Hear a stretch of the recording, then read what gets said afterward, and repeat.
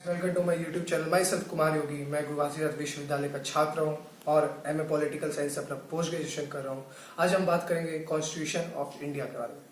अपने संविधान के बारे में हम थोड़ा बहुत तो सभी जानते हैं, लेकिन उसके कुछ फैक्ट्स और डिटेल्स के बारे में आज हम इस वीडियो पर देखेंगे। तो संविधान में जाने से पहले हम बात करते हैं हमारे कॉन्स्टिट्यूएंट असेंबली की, जिसकी वजह से हमें हमारा संविधान मिला। इसमें टोटल 389 मेंबर्स हैं, जिन्होंने 2 साल 11 महीने 18 दिन तक कड़ी धूप तपस्या की, जिसके कारण हमें ये संविधान मिला। अब हम आते हैं इसके आर्टिकल्स पे, पार्ट्स और शेड्यूल पे। इसमें टोटल 395 आर्टिकल्स है जब ये कॉन्स्टिट्यूशन बना, और प्रेजेंट में 465 हो चुके हैं। पार्ट्स जो पहले केवल 22 थे अब 25 हो चुके हैं, और शेड्यूल जो केवल 8 थे अब 12 हो चुके हैं। वैसे तो हमारा कॉन्स्टिट्यूशन बहुत ही लेंथीएस्ट कॉन्स्टिट्यूशन है वर्ल्ड का, और एक वीडियो में इसको कंप्लीट करना संभव नहीं, 5 मिनट में तो कदे ही नहीं। तो हम चालू करते हैं इसके प्रीएम्बल से, जिसमें हमको एक एसेंस मिल जाएगा, ओवरव्यू मिल जाएगा हमारे कॉन्स्टिट्यूशन का। प्रीएम्बल में आने से पहले हम कुछ फीचर्स देख लेते हैं हमारे कॉन्स्टिट्यूशन के, जैसे fundamental rights, DPSP, fundamental duties और कुछ अमेंडमेंट्स जो बहुत ही इंपॉर्टेंट फीचर्स हैं हमारे संविधान के। पहला, फंडामेंटल राइट्स।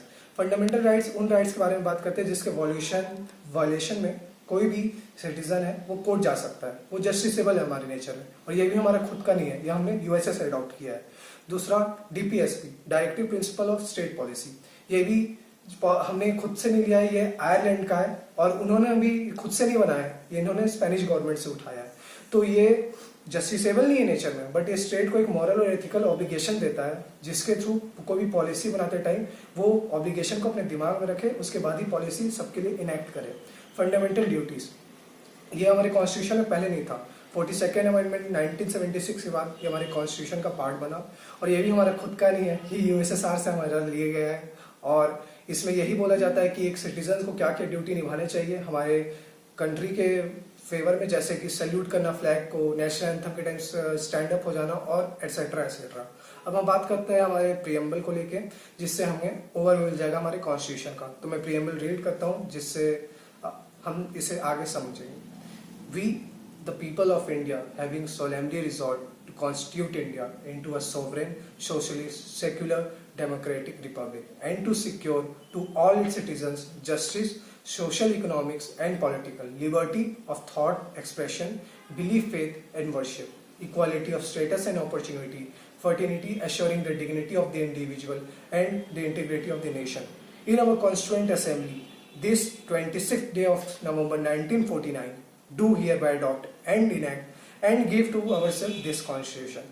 तो हमारे कॉन्स्टिट्यूशन के जो ओवरव्यू ये प्रीएम्बल बताता है, उसमें कुछ वर्ड्स हैं जो बहुत ज़्यादा इंपॉर्टेंट, जैसे कि सोवरेन। सोवरेनिटी हमको ये बताता है कि हमारा नेशन है वो किसी भी एक्सटर्नल नेशन के अंदर रूल नहीं होता, वो खुद कैपेबल है अपने रूल्स बनाने का और उसको गवर्न करने का। सोशलिस्ट हमें ये बताता है कि कोई भी लॉ जो गवर्नमेंट बनाएगी वो सारे सोसाइटी को लेके देखेगी, ना ही किसी पर्टिकुलर सेक्शन या किसी पर्टिकुलर एंटिटी पे बेस्ड रहेगी। सेक्युलर का मतलब ये है कि कोई भी इंडिविजुअल हमारे नेशन का किसी भी धर्म को फॉलो कर सकता है, उसके बेसिस पर उसको डिस्क्रिमिनेट नहीं किया जाएगा।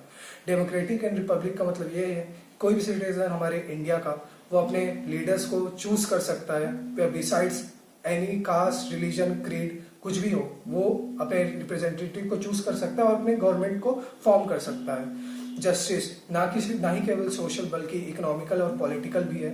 लिबर्टी हमारे सोच का, हम कुछ भी सोच सकते हैं, कुछ भी जो सोचते हैं उसको एक्सप्रेस कर सकते हैं। बिलीफ, फेथ और वर्शिप, इसके लिए हमें बहुत ज़्यादा लिबर्टी है, कुछ रेस्ट्रिक्शन के साथ है, बट हमें लिबर्टी मिली है। Equality of status and opportunity, कोई भी स्टेट अगर अपॉर्चुनिटी प्रोवाइड कर रही है किसी भी इंडिविजुअल को स्टेट में, तो वो सारे इक्वल रहेंगे, स्टेट किसी के साथ भी डिस्क्रिमिनेट नहीं करेगा और सबको इक्वल स्टेटस प्रोवाइड करेगा। Fraternity assuring the dignity of the individual, इसका मतलब यह है कि हर इंडिविजुअल का एक डिग्निटी है जिसको वो मेंटेन करा जाएगा, और इंटीग्रिटी है जो नेशन का, उसको भी बैलेंस किया जाएगा।